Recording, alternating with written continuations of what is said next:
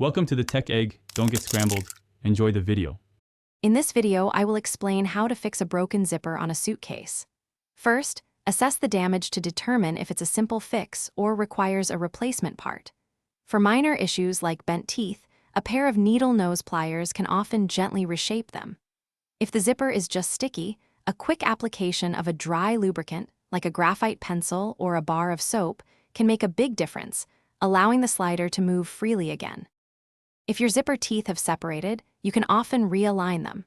Start by moving the slider to the end where the teeth are still connected.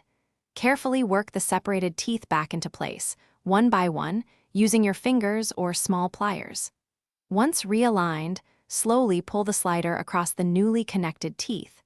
You might need to repeat this a few times to ensure a smooth, secure closure across the entire length of the zipper. Sometimes, the slider itself is the problem and needs replacing. First, carefully cut the fabric stop at one end of the zipper, usually near the top.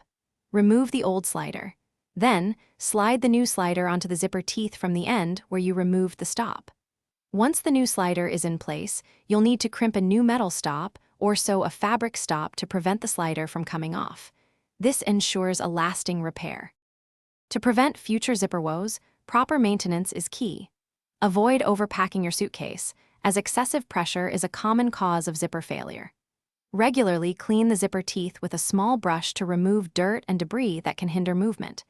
Periodically apply a dry lubricant, such as a zipper wax or silicone spray, to keep the teeth gliding smoothly.